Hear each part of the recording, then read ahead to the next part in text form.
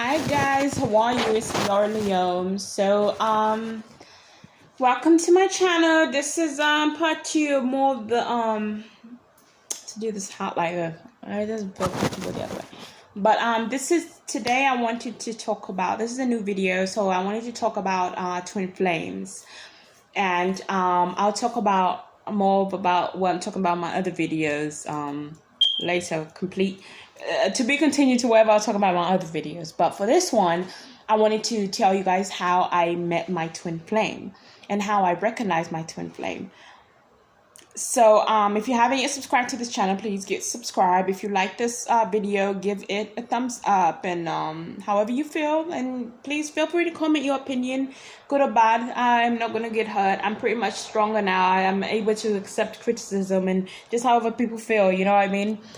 So this is how me and my twin flame met. So I've always I've never knew about twin flames.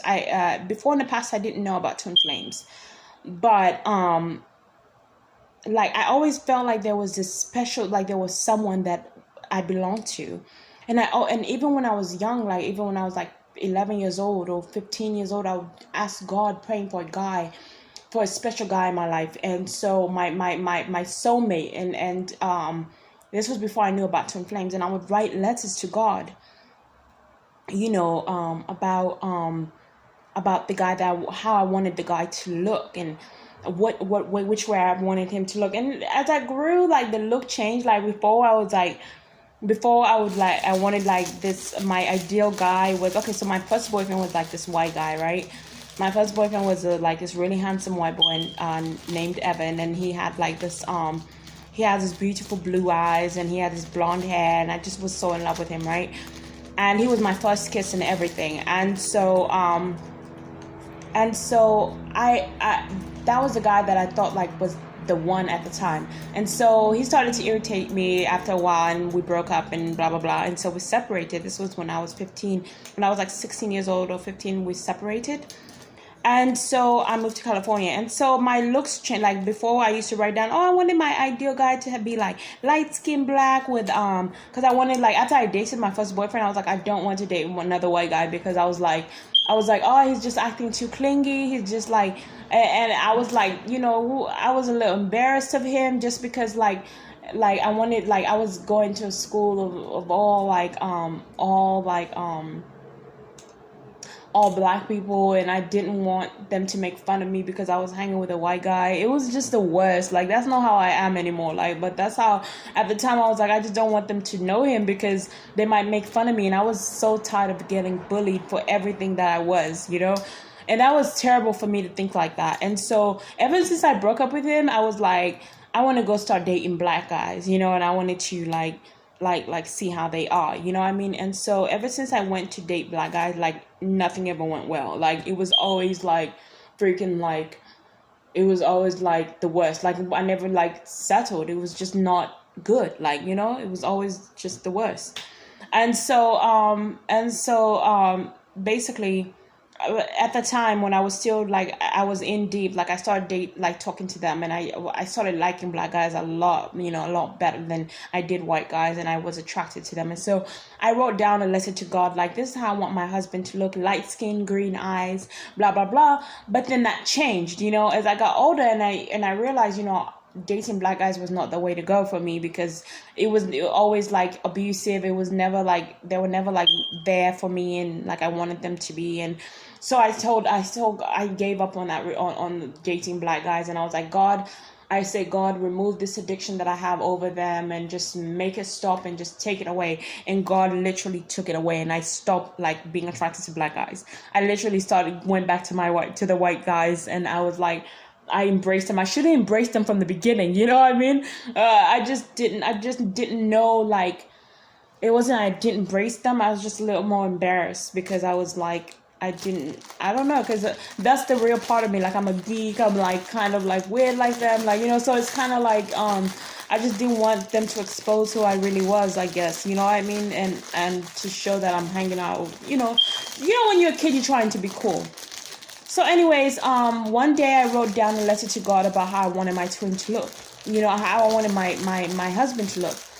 And so I literally, like, I wanted him to, be white with blonde hair. This is like the older side, like after I changed from dating black guys or whatever. I wanted to be white with like blonde hair, turquoise eyes. I had this vision of him, And so years later, I traveled searching for him, but I never, like, working as well, but I'm waiting for him. In my heart, I knew there was someone out there for me. And so it's been years, everyone that I thought that came in my life, I thought, maybe this is the one person, but it was never like that guy. It was never when you know it's your twin, you kind of, you know how they look. Like, there's a look that they have that's so familiar that you're just like, oh my God, I know you, like, And so, first of all, they come as a person that you're extremely attracted to. Like, there's someone that you are extremely attracted to.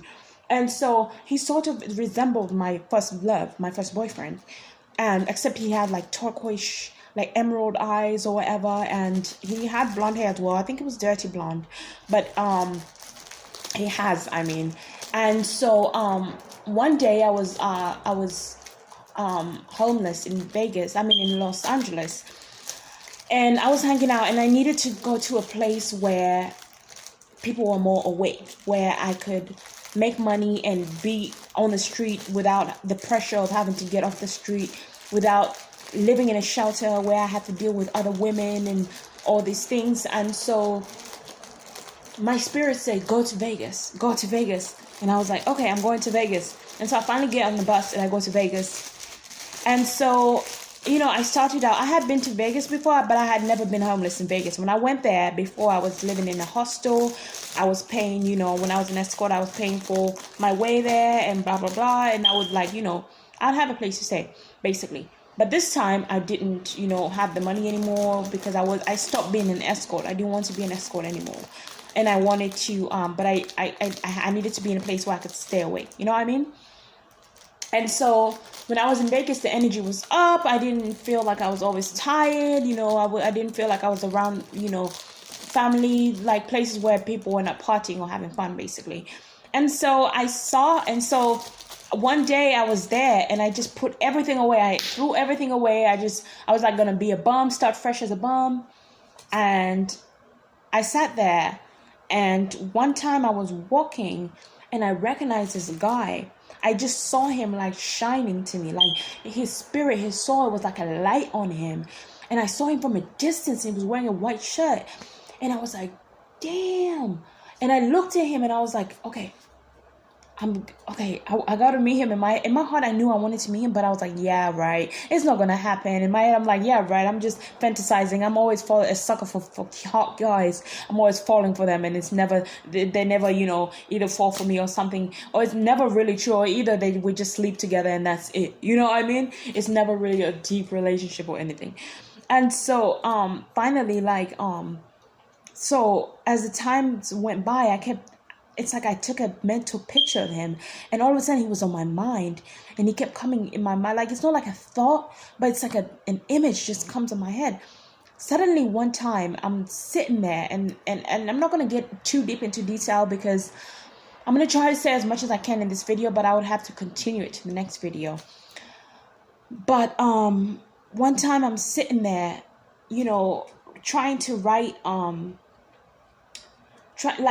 okay, before we met, I had asked God, that I told God I wanted to meet my soulmate when I'm homeless. Reason why is because I already know I'm rich, right? I already know I'm able to earn money. I already know how I'm gonna earn my money. I've already done it before. The only thing that was stopping me was my disabilities and all these things that were going on, so I couldn't move forward with success because I was so mentally disturbed from my past background. And so I was like, before I get rich or anything, I need to know who I'm going to be with, because when you become famous, it's harder for you to find the right person that's going to love you. And sometimes you think you're going to be with a celebrity, or everybody's always after your money. Everybody's always trying to get, like, you know what I mean? So you always think, this is just the thoughts that are in. This may not be the case, of course, but this is what I felt like. Like, I don't want nobody to try to be with me because of they want to gain publicity, or I want to find the right person for me, and the only way for me to find the right person for me is if I meet them when I don't have nothing. And so I always knew that I always had a fetish to be homeless and in love. Like, it's so weird. I have the weirdest fetishes and weirdest cravings. Like, I want to be the bum with the lover, and I always admired them when I saw them on a cone. Like, there's no better love like than a man that could be with you in your worst situation, and just like you guys truly love each other no matter what. And so yeah, so the situation actually came and my prayers were answered. And so there he was. Finally, he comes up to me, and he doesn't come up to me, but I see him with his friend, and I'm literally like, I need a pen. Suddenly, like, it was everything. It was no coincidence, but everything seemed like it was ordered. It seemed like, what a coincidence, of course, but it was like what a coincidence. I'm sitting right here. I'm like, are they following me? I'm sitting here. I didn't see them. Then all of a sudden, him and his friend are in front of me. This guy I had been thinking about was in front of me all of a sudden, and I had to go, and I didn't have a pen. I wasn't going to talk to them, but I didn't have a pen to make my sign of, oh, hungry, homeless, hungry, need help, blah blah blah. I didn't, and so I was like, damn, I need a pen. And so I looked at him, and when I thought I needed a pen, I looked at him and I saw his friend writing something with the pen, and I was like, damn, I need to go over there. I need to go get that pen. And so I was like, okay, maybe I'll buy it from him. And so God gave me the courage to go walk up to the guy. And so my twin flame is sitting, before I knew he was my twin flame, he's sitting right next to him. And he was so hot, like his energy was steaming, and his eyes were like powerful, like his look, like everything about him was just so powerful. It was like there was an angel right next to me, literally, like, this is an angel, like, right next to me. And so I couldn't believe what I was feeling. And so as I walked up to the guy and I asked him, let me borrow a pen, and can I buy your pen from you? I could feel his eyes look at me, but I almost looked at him, but I didn't want to lock eyes with him because I knew I was going to fall in love with him if I looked into his eyes. Like, I could see them, like, oh my God. And I was like, I'm not going to look into his eyes. And I didn't. And so the more I looked, the more I tried to fight him off. Day after day, he kept coming up to me. The more I drew him closer to me. And so he started to like get closer to me.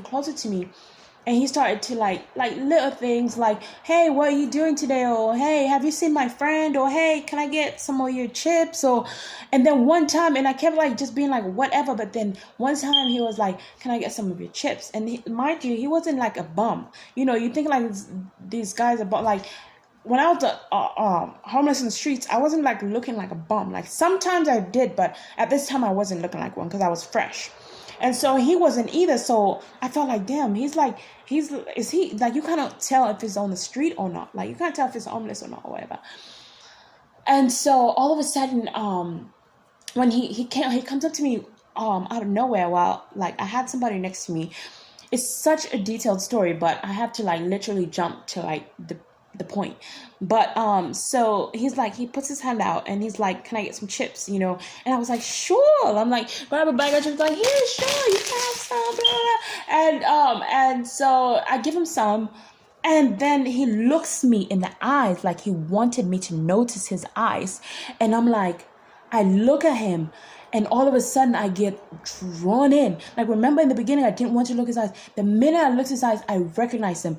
Something clicked in me, and I was like, hey, as he was walking away and said, thank you, I was like, hey, you are really cute. Like, and he was like, thank you. And he flexed, he went like this. And that really turned me on for some reason. I was like, oh my God, I laughed. When he did that, I'm a very confident girl. No matter how I look, I was born confident. I have this confidence in me. And I've always had like this really big ego. Like, it's not like it's an ego, but it's like, I don't have a big ego, but I do. Like, like, I try not to. I fight I don't like having an ego at all. But it's like, though, it's just a part of me that's like, anyways, I recognize that part of me in him. And I'm going to have to stop because I'm running out of time. I'm literally at 14:45 right now. And I'm going to continue this in the next video, but I just wanted to share that part with you. I got carried away, but I wanted to share that, and I'm going to share this in the rest of the story in the next video. I love you guys. Have a wonderful one. Please subscribe if you like, and give this a thumbs up.